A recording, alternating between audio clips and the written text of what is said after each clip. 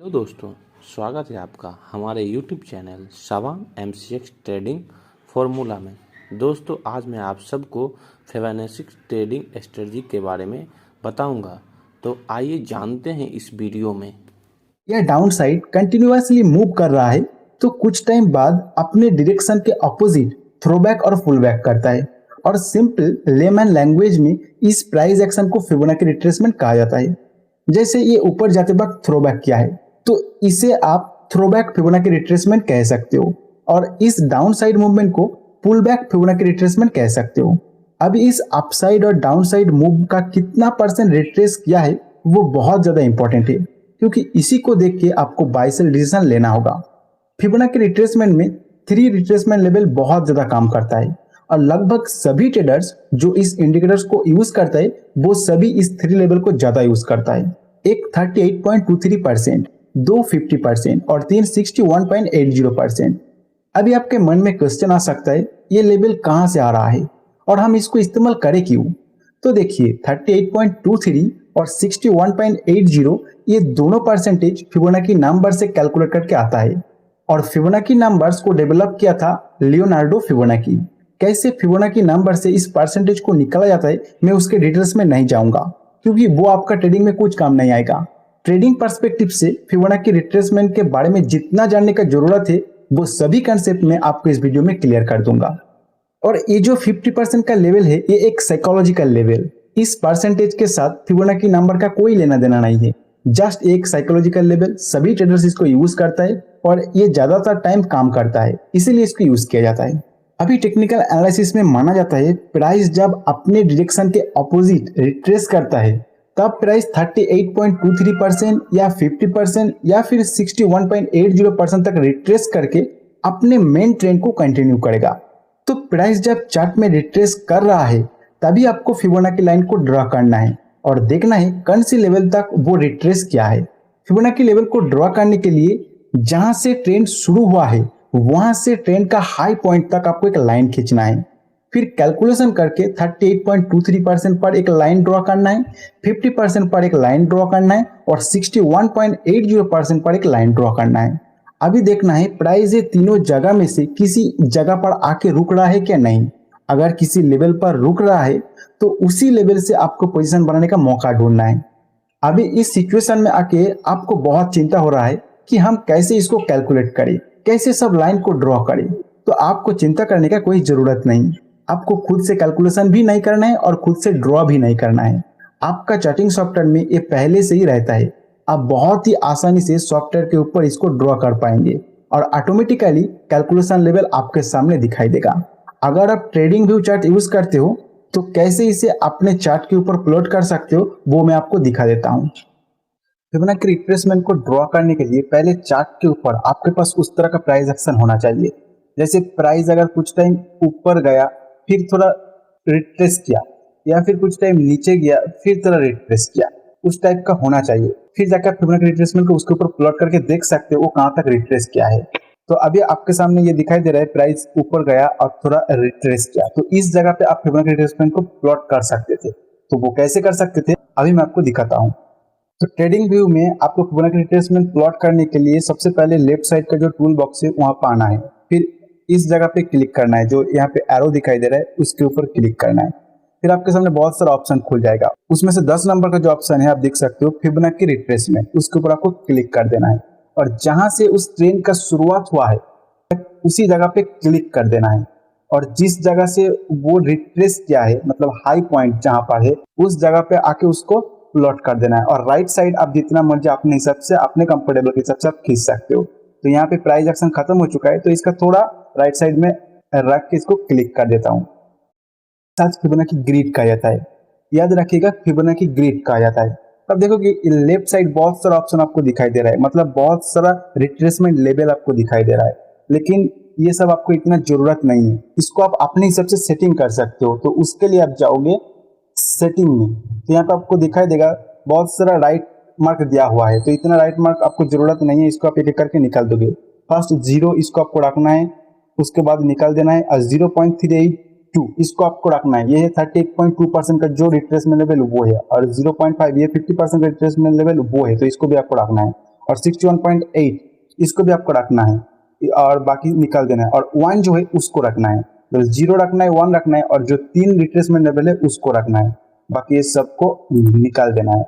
और यहाँ पर आप देखोगे लेवल इसके ऊपर राइट रख देना है और परसेंटेज के ऊपर राइट रख देना है, और प्राइस आप राइट रख भी सकते हो नहीं भी रख सकते हो, मैं तो इसको नहीं रखता हूँ तो इसको मैं निकाल देता हूँ, फिर आप ओके कर दोगे तो आप देखोगे यहाँ पे 3 परसेंटेज लेवल आ चुका है। फर्स्ट है 38.20, फिर 50, फिर 61%। तो इस प्राइस एक्शन में आप देखोगे 38.20 से ये रिट्रेस करके फिर से अपना ट्रेंड को कंटिन्यू किया। अब इसको आप कैसे यूज कर सकते हो, मैं इसे कैसे यूज करता हूं, और स्विंग ट्रेडिंग और इंट्राडे के लिए कौन सा टाइम फ्रेम का कैंडल के ऊपर मैं इसको प्लॉट करता हूं, ये सब देखने से पहले एक एग्जाम्पल ट्रेडिंग के साथ मैं मैनुअली इसको ड्रॉ करके मैनुअली इसका कैलकुलेशन करके आपको दिखाना चाहूंगा।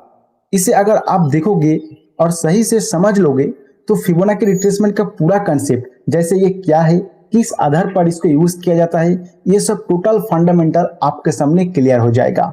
जैसे मान लेते हैं कोई एक स्टॉक प्राइस कुछ टाइम कंसोलिडेट करने के बाद 20 प्राइस पॉइंट से 80 तक मूव किया है, फिर थ्रोबैक करके 50 प्राइस लेवल पर ट्रेड कर रहा है, तो अभी आपको 20 से 80 तक एक लाइन खींचना है।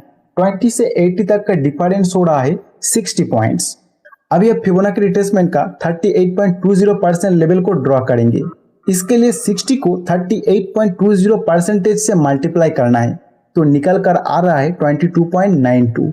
इसी 22.92 को जो हाई पॉइंट 80 है उससे माइनस कर देना है, तो हो रहा है 57.08। तो इसी 57.08 प्राइस के ऊपर आपका 38.20% फिबोनाची लेवल का लाइन ड्रॉ हो जाएगा। फिर 50% निकलने के लिए सेम आपको 60 को 50% से मल्टीप्लाई करना होगा, तो हो रहा है 30। अभी इसी 30 को हाई पॉइंट 80 से माइनस करना है, जो हो रहा है 50। इस जगह 50% फिबोनाची लेवल ड्रॉ होगा। 61.80% निकलने के लिए 60 से 60.80% मल्टीप्लाई करना है, जो हो रहा है 37.08। अभी इसको 80 से माइनस करना है, तो आ रहा है 42.92। इस लेवल पर 61.80% फिबोनाची लेवल ड्रॉ होगा। तो ये पूरा फिबोनाची ग्रिड बन चुका है। अभी आप देख सकते हो प्राइस 50% फिबोनाची लेवल पर रुक कर ट्रेड कर रहा है, तो फिबोनाची के हिसाब से प्राइस यहाँ से फिर से ऊपर मूव कर सकता है और आप यहाँ से बाय कर सकते हो। लेकिन टेक्निकल एनालिसिस के हिसाब से आपको यहाँ पर तभी बाय करना है जब एक स्ट्रॉन्ग बुलिश सिग्नल जनरेट होगा। अभी मैं आपको सिखाऊंगा मैं कैसे इसको अपने ट्रेडिंग में यूज करता हूँ। तो देखिए, मैं सबसे ज्यादा प्रायोरिटी देता हूँ प्राइस एक्शन को। सबसे पहले मैं प्राइस एक्शन को देखता हूँ। अगर मौजूदा प्राइस एक्शन को देखकर उसमें मुझे बहुत ज्यादा कॉन्फिडेंस आ रहा है तो मैं किसी और चीज को देखे बिना ही ट्रेडिंग में एंट्री कर लेता हूँ। लेकिन अगर थोड़ा बहुत डाउट हो रहा है तब मैं कंफर्मेशन के लिए अलग अलग इंडिकेटर्स जो उस सिचुएशन में फिट बैठ रहा है उसे यूज करता हूँ। अगर फिबोनाची रिट्रेसमेंट उस सिचुएशन में देखना सही है तो उसको कंफर्मेशन के लिए यूज करता हूँ। कैसे मैं यूज करता हूँ, 2 एग्जाम्पल देता हूँ, उससे आप और भी अच्छे से समझ पाएंगे। जैसे यहाँ पे आप देखोगे प्राइस कुछ टाइम अप ट्रेंड में गया, फिर थोड़ा रिट्रेस किया, और ये जो कैंडल है ये मान लेते हैं लेटेस्ट कैंडल है। तो यहाँ पे जो भी प्राइस एक्शन हुआ है और ये जो लेटेस्ट कैंडल है इसको देख के लग रहा है प्राइस ऊपर जा सकता है। तो इसका पीछे जो लॉजिक है मैं आपको ब्रीफली बता देता हूँ। जैसे यहाँ पर देखोगे प्राइस नीचे आया, एक स्ट्रॉन्ग बेयरिश कैंडल बना के नीचे आया, लेकिन इसके नीचे प्राइस को सेलर और खींच नहीं पाया और धीरे धीरे प्राइस ऊपर ही जाता गया। फिर थोड़ा ये रिट्रेस किया और ऐसे गया, तो ये पूरा प्राइस एक्शन एक काप एंड हैंडल पैटर्न बनाया और यहाँ से इसको ब्रेकआउट किया। फिर जब ये नीचे रिट्रेस कर रहा है उसी टाइम एक जगह एक हैमर कैंडल बनाया जो कि एक स्ट्रॉन्ग बुलिश सिग्नल माना जाता है, और जो लेटेस्ट कैंडल आप देखोगे इस हैमर कैंडल के ऊपर जाके क्लोज किया।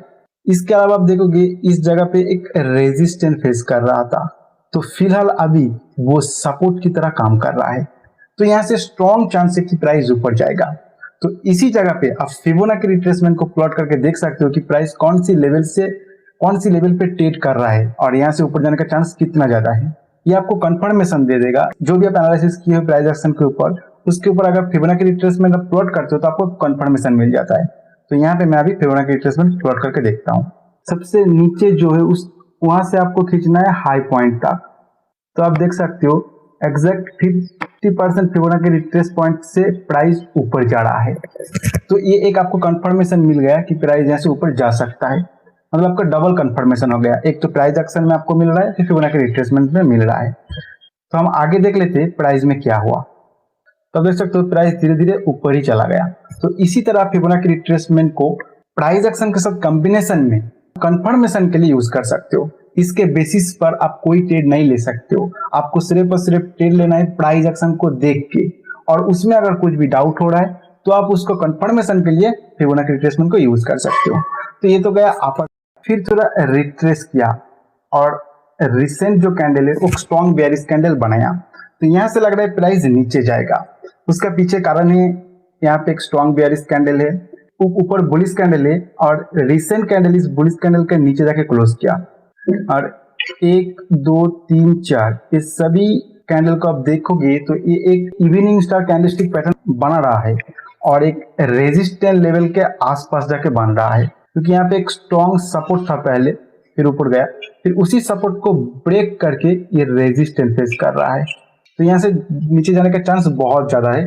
तो इसको कॉन्फर्मेशन के लिए आप फिबोनाची रिट्रेसमेंट को यूज कर सकते हो। तो वो मैं अभी प्लॉट करके देखता हूँ। प्लॉट करोगे, फिर नीचे खींचोगे और इसका जो लो पॉइंट है वहां पे जाके क्लिक कर दोगे, तो आप देखोगे यहाँ से 50% रिट्रेस करने के बाद ये फिर से अपना जो ट्रेंड है उसी ट्रेंड को कंटिन्यू करने जा रहा है।